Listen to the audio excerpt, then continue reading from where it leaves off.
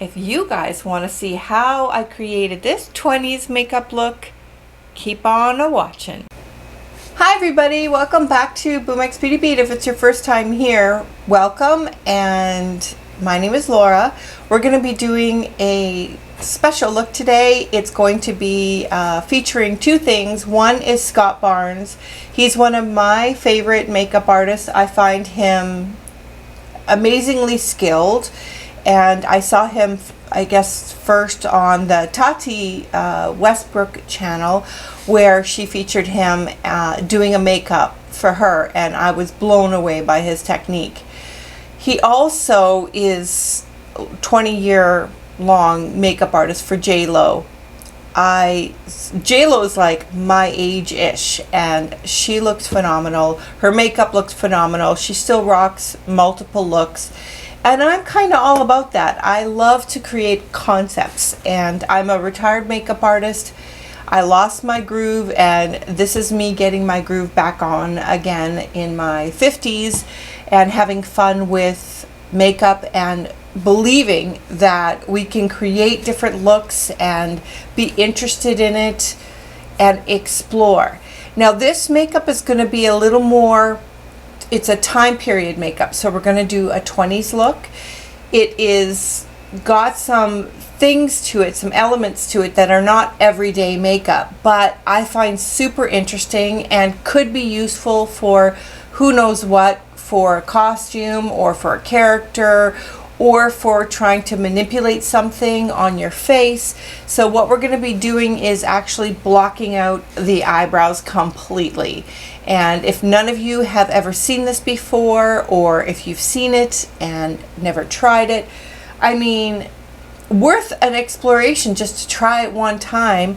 The main ingredient is going to be the Elmer's glue. The purple glue specifically is the most popular one, and it just can really change your face to do something like this. And it actually is just good to try, just so that you can white everything out and analyze your face and sort of see what different amounts of lid space would do to your look, and just explore.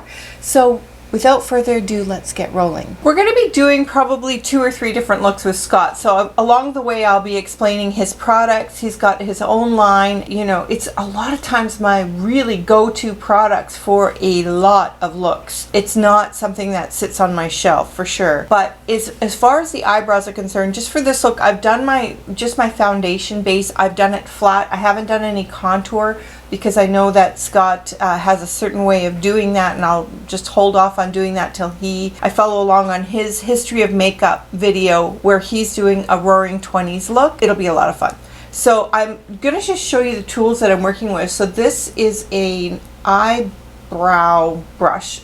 One side of it has a metal side to it. To block the brows to begin with, I'm just taking like these little alcohol white pads and making sure I don't have anything on my eyebrows as far as product or oils. So it's kind of wiping off where I put my foundation, but I'm not too concerned about that. It's gonna be covered back up again. I also wanted to show you before we start, I'm going to be using the Crayola paint stick.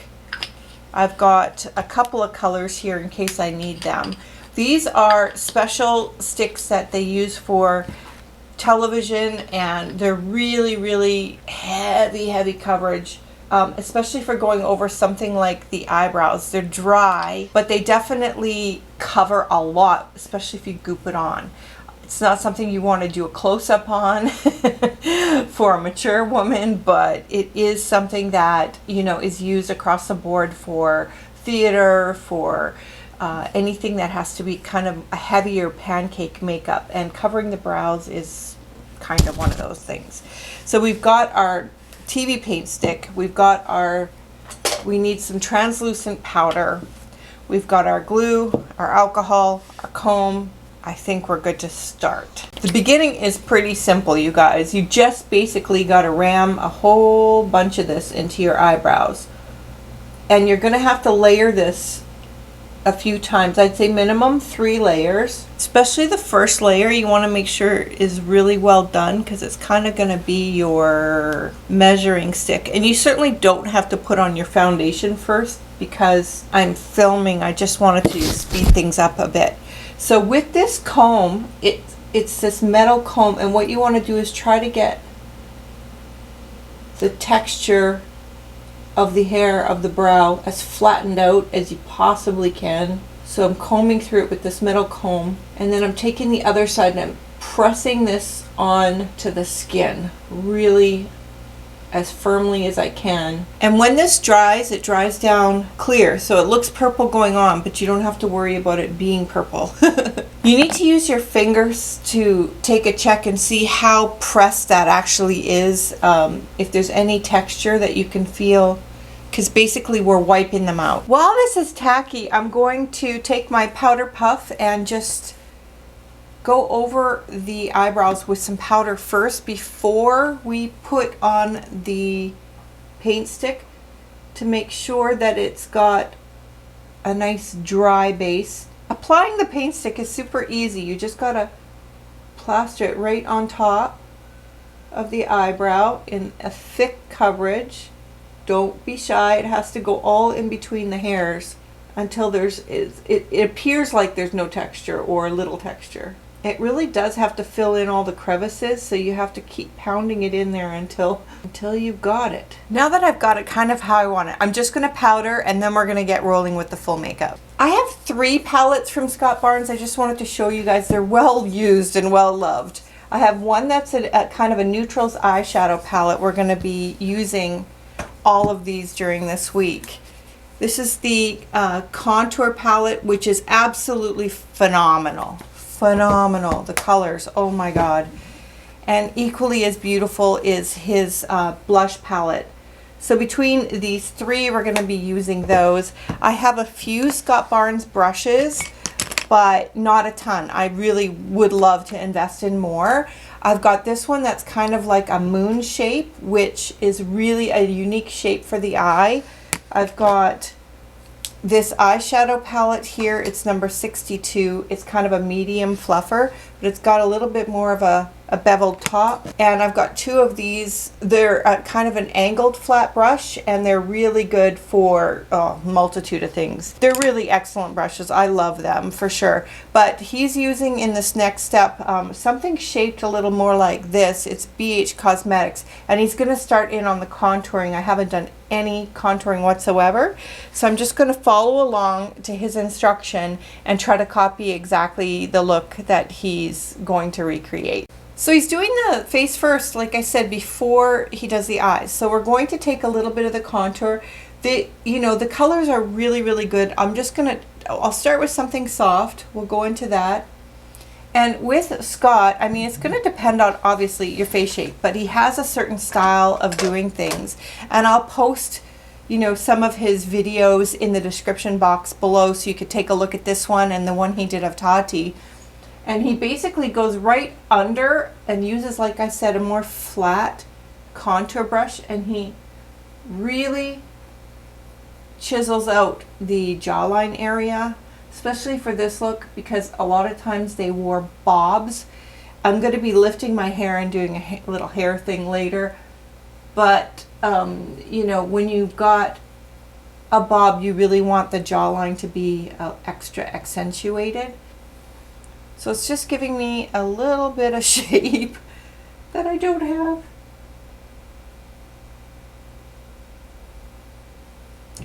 He does this thing where he kind of cups the cheekbone area a little bit, so I kind of like that look actually. So he's using his blush palette, and these are some of my favorite colors. It looks really bright, but it's actually really pretty when you blend it with other colors.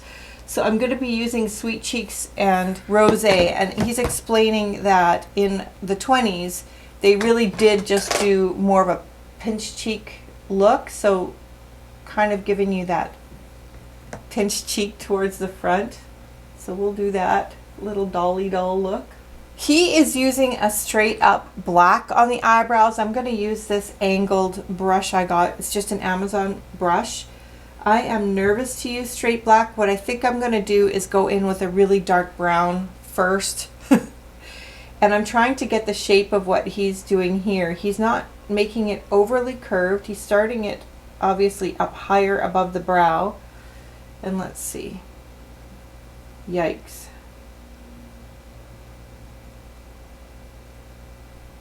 I'm just sketching right now, you guys, so I don't blow it. The question is, can I do this on the other side? Let's give it a go.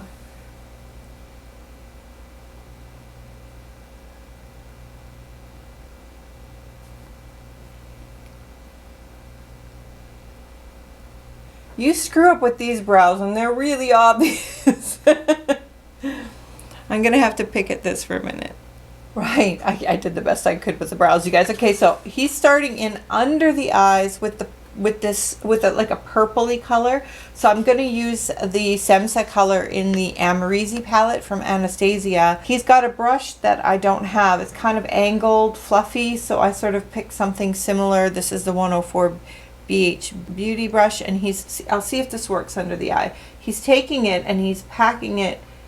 He's explaining about the time and how eyeshadow was really dramatic and kind of gaudy in a way. What had happened during that time is they had just discovered, getting a little of that in my eye, they just discovered the King Tut's tomb, and so everything had like this Egyptian flair to it because it was really, really exciting to have that happen. And I know with this makeup, he drags it really low. And it's not like an everyday thing that I would do, but we're not doing every day. So giving this purpley under eye, it's really pretty actually. I like it. Ooh. And the eyes were shaped really round. So I'm going to be mindful of that as we're doing this, because I have such almondy eyes. I have to manipulate them in order to change the shape. This is where I think he gets so interesting. So we've got the same brush, thank goodness, and I'm going to take that brush. It's number 62 by him. It's same purple that we used before, and this is where Scott gets his magic touch going, and he's creating that round eye. He doesn't bring this all the way out. He brings it more heavily in the inner corner and down, and creates that round shape, which is so interesting to me. And he's building up that shape just with that purple. Wow. And he doesn't really connect this right now. He's leaving that sort of bottom part open. And it is heavy and gaudy, you guys, so there's not too much fear in putting too much, like a lot of color down, so you just go for it. And get to the other side. Then he just takes and goes back over that with the purple and sort of smudges that in. So now what he's going to do is take more of a finer brush. I'm going to take his brush actually, and I'm going in to the black eyeshadow, and this is his number 60 brush, and what he's doing is really, you know, taking his time to smoke this out. So I'm just going to go in there and lightly kind of smudge this around. And he's explaining that doing a good smoky eye, it's not just like a one and done. You have to build layers and interest and texture in order to get that look. You can't just quickly whip it together. And intense, it's really intense. Scott makes everything look so effortless. He's taking the black, that same black color that we did under the eyes, and I'm tapping my brush just because I don't want to get a lot of fallout. It's where he puts it that's so amazing. Now I don't have, you know, regular creased eyes, but we're going to try to follow what he's doing. So basically he's getting this depth built in here. And I've got loose skin, so it's a little trickier for me. And the reason that they made this so garish is they were trying to mimic the film stars, and it looks so dramatic on film, and they're just trying to do what they saw in the films. I think that's so cool. Okay, I gotta focus here. I don't know if I'll ever be happy with that blend. That's hard to do the black really heavy like that on the eyelid, but we'll just keep rolling. He's using like a silvery color, a dark gray slate silvery color, and he's putting on a little bit of that right on the lid, pressing it on. So I'm gonna go ahead and do that as well. I'm using Nightcap in his palette. He's using a slightly different color, but it looks like nearly exactly the same.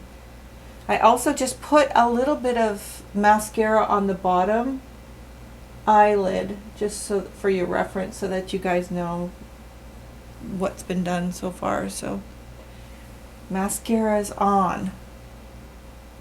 He takes that black eyeliner and he does go over the top lid or top line with it, but I think he keeps it pretty close to the lash line. Yeah, they did it pretty garish, you guys. Can you imagine living then? What? I like that look. Okay, let me get some black eyeliner. So I'm just going to put a little bit along the top here, right close to the lash line to build that depth. No wing or anything, just straight up liner. These lips are going to be interesting, you guys. He started on the lips, so basically taking a really dark lip liner. I've got mine here from Juvia's Place in the color Scorpio. I'm just going to sort of soften the edges down a little bit. Now, holy moly, it's a way different lip shape than we're used to even seeing. It's that Cupid's bow lip. I don't know if I like this lip liner. I'm going to switch over to Plum from MAC, and we're gonna need to sharpen this up. I tried to do that little Cupid bow shape, so I'll perfect it a little more with. I'm gonna take this Ofra Bordeaux little bit of liquid lip and use a brush and kind of take it in there. Now they're using a red, but because it was all in black and white, it looked black on camera. So I'll put this in for starters just to get the line. So strange to make your lips look smaller when we're so used to making them look big. I hope this is right, you guys. I'm just going to mix in a little bit of dark red lipstick into there just to kind of blend two together. So it sort of has a red undertone. This is MAC Work in the Powder Kiss formula. Okay, he's using a really shiny product, so I'm going to take a little bit of the lip glass, MAC lip glass, and shine this baby up. His looks like almost like plastic.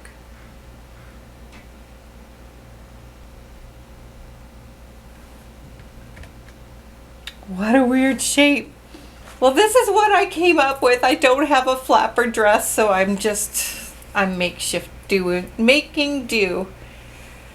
But can you imagine, it's been 100 years since we did the 20's. 100 years, we're in the 20's now. I wonder what they're going to be saying about our makeup in 100 years. I did the best I could, you guys. Not perfect, but you know, I think it looks cool. It's super, super interesting to try to create these looks. I encourage you to just go and play. If you're feeling bored, down, or just curious, give this a try. I've got my little I don't know what the music was like. I hope you guys had a really good time, and we're going to continue with some more history makeup and some more Scott Barnes. I think the next one's going to be, the next period makeup is going to be Old Hollywood, which will be fun. So make sure you're subscribed. I have it on my teeth. Make sure you subscribed and make sure you liked the video if you did. And I know it's different, but you know, let's do some different fun things on YouTube since we can. And I'm a mature makeup artist, retired, and so this is just purely a good time. So let me know your thoughts below. Take care, you guys. Have a great one. Bye for now.